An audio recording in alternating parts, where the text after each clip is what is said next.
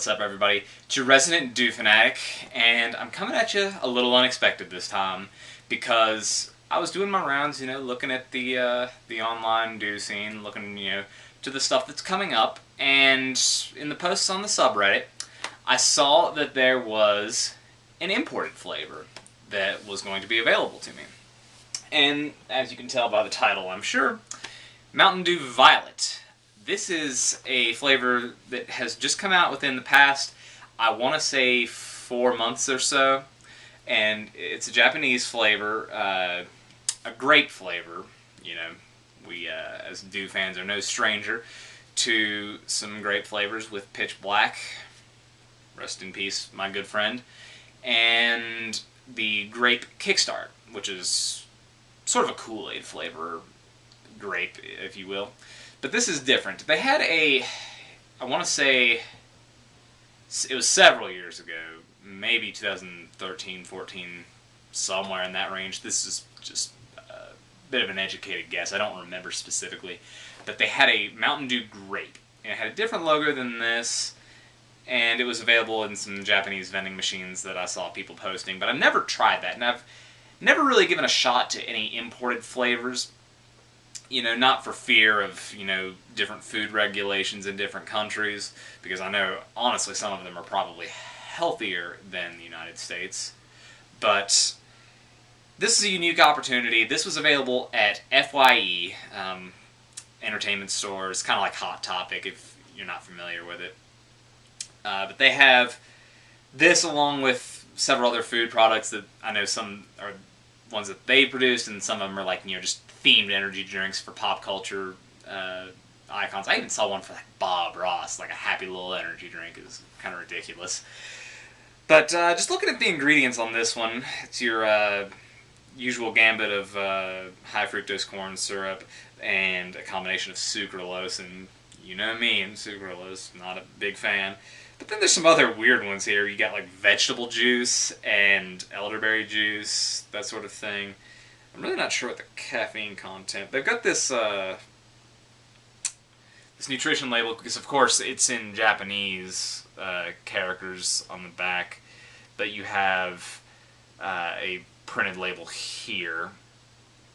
But when you go and just look at this can, it's a beautiful design. It's got kind of like just a graffiti paintball sort of vibe to it, and I really do like the design of it. But back to the nature of the ingredients, it's a combination of fructose corn syrup and sucralose, so it's not going to be as sweet, unfortunately, as you might expect. But we've talked about it for a while. Let's crack her open and see what we think.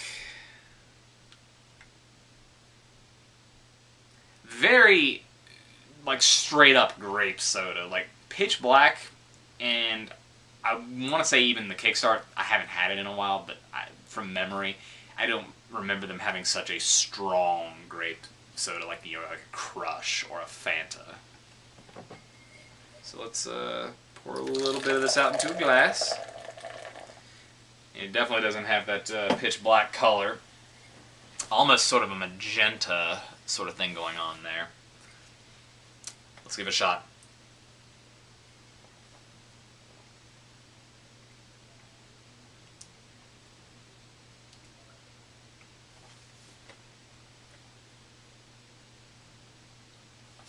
Yeah, I mean, it's not so much grape Kool-Aid. It has that problem where the flavor sort of ends with sucralose drinks. But it's more just a sort of straight up grape soda with something kind of funky in there. And I don't know if it's the fruit juices that are in this. That may be what the case is. But it's distinctly different than either Pitch Black and the Midnight Grape Kickstart, and better than the Kickstart, honestly. But I think Pitch Black reigns supreme of the grape flavors. I know it's not straight up grape, but this is good. I do recommend trying it if you are a Mountain Dew fanatic like myself. but it is a bit of a higher price point because it is an import. It's $6 for an individual can, or they had a deal. It was $5 a piece if you bought two. So it's worth checking out if you're into grape soda and Mountain Dew, or even just Mountain Dew in general, and you want to try this. It's good, but obviously I'm not going to be buying a lot of them because of that price point. It's ridiculous, but it's better than what it's available for online as an import. So, worth checking out. And before I go today, I just wanted to talk about sort of the state of the longevity of Mountain Dew products, because the more I've gotten into the Reddit, I haven't really been on the Reddit until this year, and I saw, they had some PepsiCo insiders talking on there, telling us what they know. And, we see things disappearing. We saw Green Label disappear, some of the Kickstart flavors have gone, and then the biggest blow being Pitch Black leaving, despite winning the contest in 2016. And I know nothing's guaranteed to stay forever, but it is one of my favorite flavors all time. So I am disappointed. That was pretty much my go-to for the 12 packs, having that in my fridge, and hopefully it will come back in limited releases.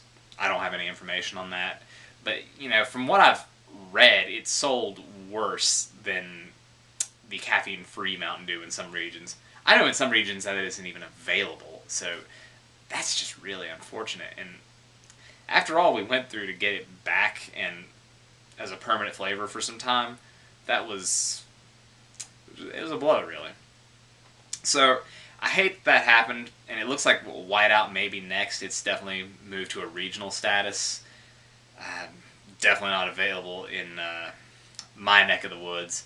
So I think they really have just oversaturated the market with Mountain Dew products. I hate that that's become the case, but there's honestly too many Kickstarts, too many experimental flavors, the labels and the game fuels, and it feels like at this point they're just throwing stuff at the wall to see what sticks. Now, I have been happy with the way that they've been responding to the way sucralose hasn't been such a hit with every flavor, and we're seeing less of that, and we're seeing more flavors that are unique and not just Baja Blast, which is lovely, don't get me wrong, but it's not the only promotion that they're doing. And I've seen even places where you have Baja Blast, Liberty Brew, and Voodoo, which has just come out, on the same shelf at the same time, and you have 3 different promotional flavors. That's really rare, but I'm glad because it's all variety, and that's, I do like the variety, but they have oversaturated for sure. So I think I'm saying all of this to say that I want to see flavors rotate. I don't know how logistically feasible that is, but it's certainly more feasible than having all the drinks available all the time. So I know I just hadn't addressed it up until this point about Pitch Black, but it is one of those flavors that I fought for, and even after it won, I consumed on a regular basis. So I am sad to see it go. But that's the way it be sometimes. Revolution is the one that it's my white whale. I want that to come back more than anything else. So you always have to hold out hope. But until then, keep writing and giving your feedback to the folks at Pepsi. I'll do the same. And to bring it back into the topic of this video, Mountain Dew Grape, if you get a chance to try it, let me know what you think. And if you have any thoughts regarding the lineup and the saturation of the market, let me know those as well, because those are things that I definitely like to hear. And we'll end it on a bit of a lighter note. As always, do the do.